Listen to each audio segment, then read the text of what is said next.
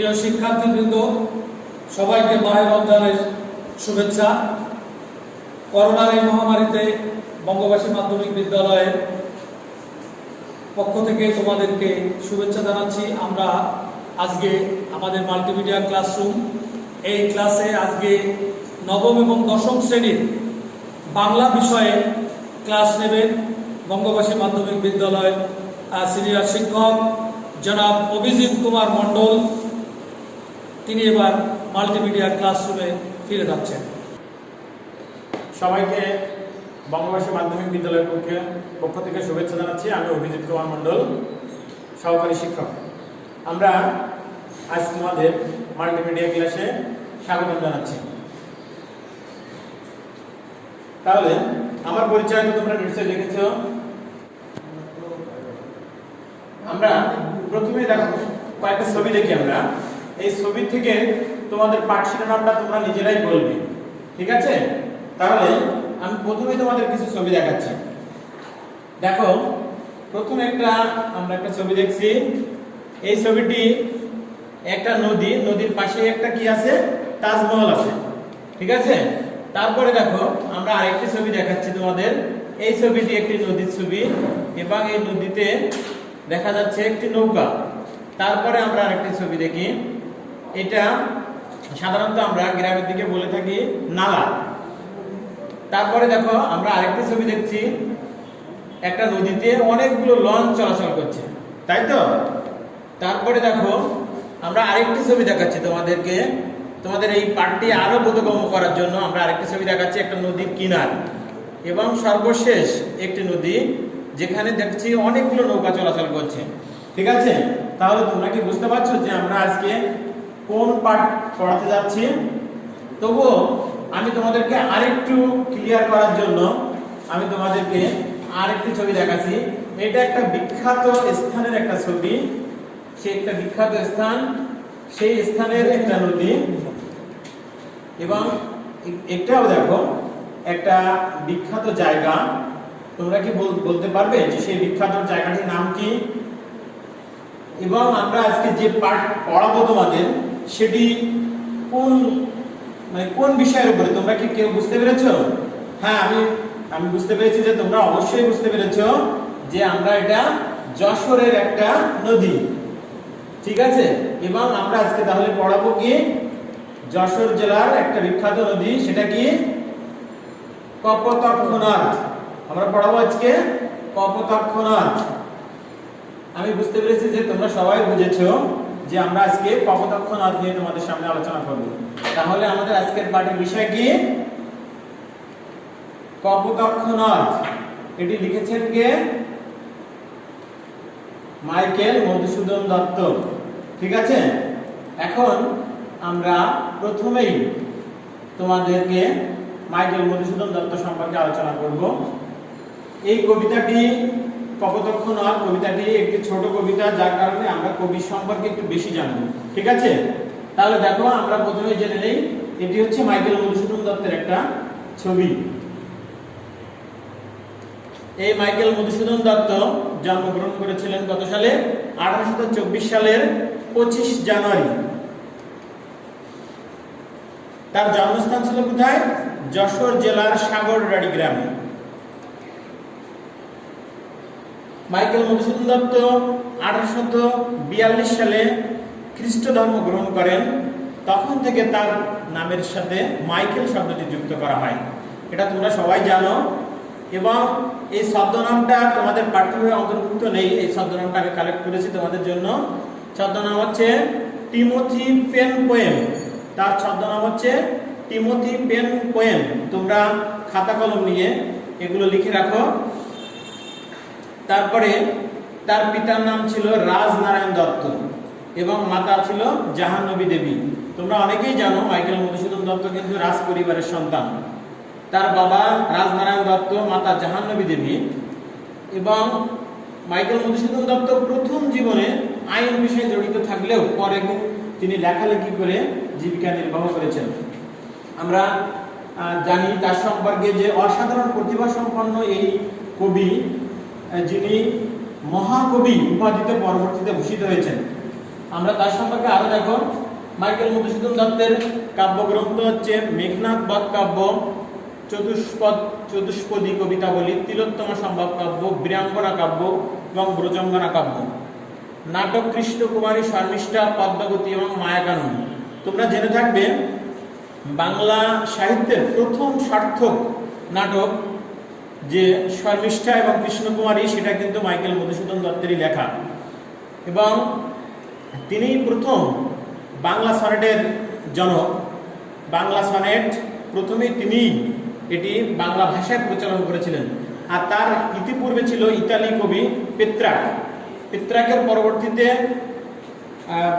বাংলা ভাষায় প্রথম অনুদিত হয় এই সনেট, যেটা কিনা মাইকেল মধুসূদন দত্ত দরদ দিয়ে বুঝিয়েছেন কপোতাক্ষ নদের মধ্যে। আমরা এই মহাকবি, যিনি 1873 সালের 29শে জুন কলকাতার লেয়ার সার্কুলার রোডে তাকে সমাহিত করা হয়, যার জন্ম না হলেই বাংলা সনেটের জন্ম হতো না, সেই মহাকবির শেষ জীবন সম্পর্কে আমি তোমাদের আরো একটি কথা বলবো। তার শেষ জীবন কেটেছে অনেক দারিদ্র্যের ভিতরে, অভাব অনটন এবং নিদারুণ দুঃখ কষ্টে তার জীবন কেটেছে। তিনি চিকিৎসার অভাবে শেষ জীবনে মারা গিয়েছেন, অন্যের কাছ থেকে টাকা ধার করে নিয়েও তিনি চলেছেন। এই মাইকেল মধুসূদন দত্ত সম্পর্কে আমি তোমাদের আরো যে একটি কথা বলছি, যেগুলো তোমাদের বইয়ে অন্তর্ভুক্ত নেই। মাইকেল মধুসূদন দত্ত ইংরেজি সাহিত্যের প্রতি তার এতটাই অভিপ্রায় ছিল যে তিনি বাংলা সাহিত্যটাকে তিনি প্রথম জীবনে বেশি গুরুত্ব আরোপ করেননি, যার কারণে তিনি ফ্রান্স চলে গিয়েছিলেন এবং ফ্রান্সের ভার্সাই নগরীতে অবস্থানকালে তিনি ফ্রান্সের ইংলিশ যে সাহিত্য, সেই ইংরেজি সাহিত্যে তিনি অনেকগুলো সাহিত্যাবলী রচনা করেছেন, এবং আমরা জেনেছি যে সেই দেশে তার লেখা ইংরেজি সাহিত্যেই তার বিভিন্ন লেখা প্রকাশিত হয়েছিল। কিন্তু সেখানে যখন দেখা হলো যে সে একজন বাঙালি কবি, তখন তার লেখাটাকে সম্পূর্ণ ব্যান করে দেওয়া হয়। তার পরবর্তীতে তিনি মনের কষ্টে দুঃখে তিনি আবার বাংলায় ফিরে আসেন, এবং বাংলায় ফিরে এসে সেই কপোতাক্ষ নদের তীরে বসে তিনি দেখলেন যখন জেলেরা নদীতে মাছ ধরে যাচ্ছে, তখন সেই রূপালী মাছগুলো জলের ভিতর থেকে দেখা যাচ্ছে। তখন কবি চিন্তা করলেন যে আমার বাংলায় এত মণিমুক্তা থাকতে আমি কেন বিদেশে অবস্থান করে বিদেশি সাহিত্যের প্রতি আমি এত অনুরাগ হয়েছি, যার কারণে তিনি বাংলায় নতুন করে সাহিত্য রচনায় উৎসাহী হয়েছেন এবং কপোতাক্ষ নদ রচনা করেছেন। তো আমরা এবার মূল পাঠে ফিরে যাই। তোমাদেরকে তোমরা মাইকেল মধুসূদন দত্ত সম্পর্কে অনেক কিছুই জানলে আশা করি। সতত হে নদ তুমি পড়ো মোর মনে, সতত তোমার কথা ভাবিয়ে বিরলে। তার মানে কবি বোঝাতে চাচ্ছেন যে সব সময় নদ তোমার কথা আমি মনে করি, সতত তোমার কথা ভাবি বিরলে। যখন আমি একাকী নিভৃতে নীরবে থাকি তখন আমি তোমার কথা ভাবি। দেখো, তোমাদের জন্য বোঝার জন্য আমি একটা ছবিও দিয়েছি যে নীরবে নিভৃতে এই কপোতাক্ষ নদের কথা ভাবছে কবি। সতত যে মতি লোক নিশার স্বপনে শুনে মায়া মন্ত্র ধ্বনি তব কলকালে। এর অর্থ হচ্ছে মানুষ যখন ঘুমায়, কবি এখানে বোঝাতে চাচ্ছেন যে কবি ঘুমিয়েও তোমাদেরকে সেই কপোতাক্ষের কলকল যে শব্দ শোনা যাচ্ছে, কবি ঘুমের ঘরেও যেন সেটা বুঝতে পারছে। তাই কবি এখানে বলছেন সতত যে মতি লোক নিশার স্বপনে শুনে মায়া মন্ত্র ধ্বনি তব কলকালে।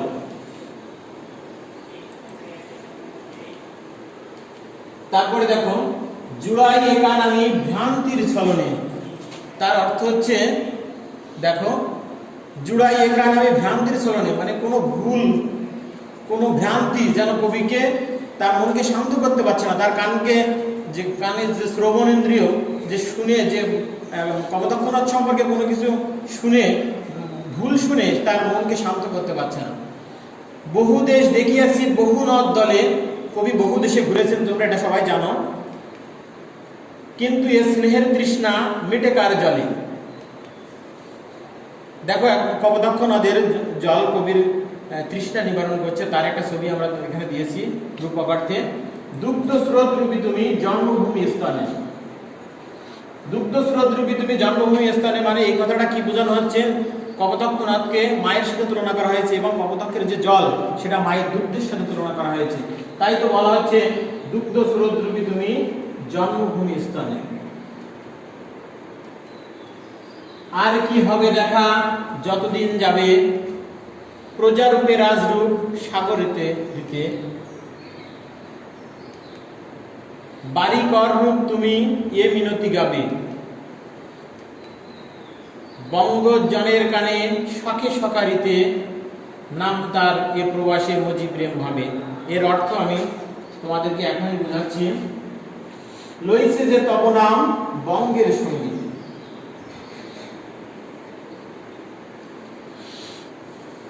দেখো এই 2-3টি লাইনের আমি বিশ্লেষণ করছি।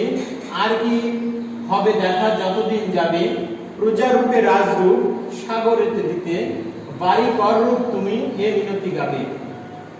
অর্থাৎ প্রজারা যেমন কর দিয়ে রাজার ধন ভাণ্ডার পরিপূর্ণ করে, তেমনি নদীও জল দিয়ে সাগরের জলরাশিকে সমৃদ্ধ করে। তাই কবি বুঝিয়েছেন যে প্রজা যেমন রাজাকে কর বা রাজস্ব দেয়, কপোতাক্ষ নদও তেমনি সাগরকে জলরূপ কর বা রাজস্ব দেয়। তোমরা কি বুঝতে পেরেছো এই কথাটা? তারপরে বঙ্গজনের কানে সখী সকারিতে, নাম তারে প্রবাসী মজি প্রেম ভাবে, লইছে যে তব নাম বঙ্গের সঙ্গীতে। এই 3টি লাইনের অর্থ আমি তোমাদেরকে বোঝাচ্ছি এখন।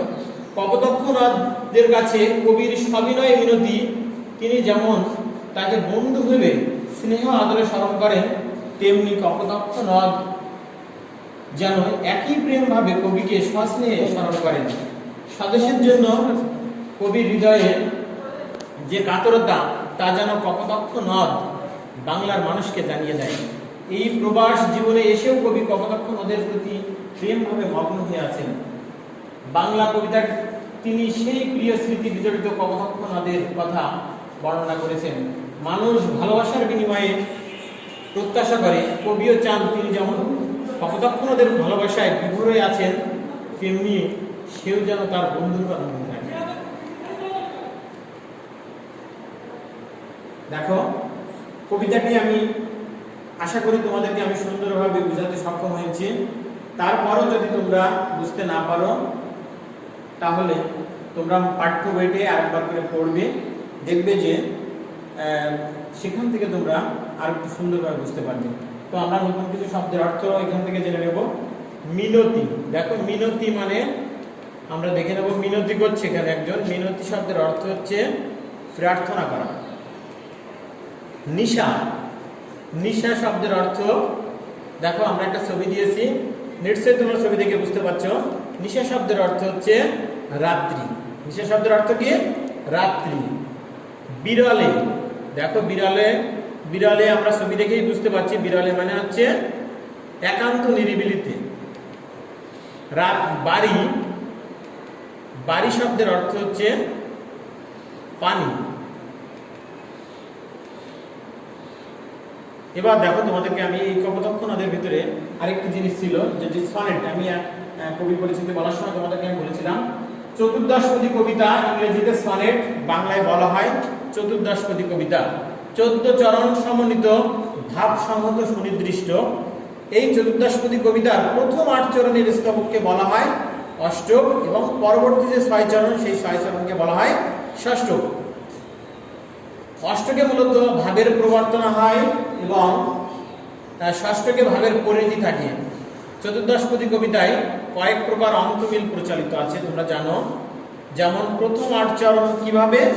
ক খ ক খ, ক খ খ খ, এবং শেষ 6 চরণ দেখো ঘ ও চ, ঘ ও চ, এটা হচ্ছে মিল বিন্যাস। অথবা প্রথম 8 চরণ ক খ খ গ এবং ক খ খ গ, আর শেষ 6 চরণ হচ্ছে ঘ ম চ চ। কপোতাক্ষ নদ কবিতাটি একটি চতুর্দশপদী কবিতা। এখানে মিল বিন্যাসটি আমি তোমাদের দেখিয়েছি। তোমরা আগেই জানো, আমি বলেছি যে কপোতাক্ষ নদ একটি চতুর্দশপদী কবিতা। চতুর্দশপদী কবিতার অর্থ হচ্ছে 14টি লাইন থাকবে এবং প্রত্যেকটি লাইনে 14টি করে অক্ষর থাকবে। এই কবিতার বৈশিষ্ট্য হচ্ছে তাই। অপতক্ষণত্ব ঠিক এই কবিতার অন্তর্ভুক্ত। এবার আমরা তোমাদের একটু মূল্যায়ন করি। দেখো তোমরা কি শিখলে এতক্ষণ আমার পাঠে, এটা আমরা মূল্যায়ন করছি। তোমরা যারা খাতা কলম নিয়ে রেডি আছো তোমরা উত্তর দেওয়ার চেষ্টা করো। সনেটের বাংলা প্রতিশব্দ কি কেউ বলতে পারবে? তোমরা সনেটের বাংলা প্রতিশব্দ হচ্ছে চতুর্দশপদী। বহু দেশে কবি কি দেখেছেন, এটা কি তোমরা কেউ বলতে পারবে? বহু দেশে কবি কি দেখেছেন? বহু দেশে কবি নদ দেখেছেন, নদ। যেমতি শব্দের অর্থ কি? যেমতি শব্দের অর্থ হচ্ছে যেমন। বাংলা কাব্যে অমিত্রাক্ষর ছন্দের প্রবর্তক কে? এটা তো তোমরা নিশ্চয়ই পারবে। অমিত্রাক্ষর ছন্দের প্রবর্তক হচ্ছে মধুসূদন দত্ত। এবার তোমরা বাড়ির কাজটি খুব সুন্দরভাবে খাতায় লিখে রাখো। তোমাদের যখন স্কুল খুলবে তোমরা তখন ক্লাসে দেখাবে। কপোতক্ষ নদ কবিতা অবলম্বনে কবির স্বদেশ প্রেমের পরিচয় দাও। এই প্রশ্নটির উত্তর তোমরা খুব সুন্দরভাবে উপস্থাপন করবে এবং সেটি খাতায় লিপিবদ্ধ করে স্কুল খোলার পরে জমা দেবে। সবাইকে ধন্যবাদ জানাচ্ছি। আমার ক্লাসে তোমরা আশা করি ভালোভাবে বুঝেছো। আর এই বর্তমান মহামারীতে তোমরা অবশ্যই ঘরে থাকবে এবং বাবা মায়ের কথা শুনবে, বই পড়বে। সবাইকে শুভেচ্ছা জানিয়ে আমি আবারও বিদায় নিচ্ছি। ভালো থাকো, সুস্থ থাকো, আবার দেখা হবে তোমার সাথে।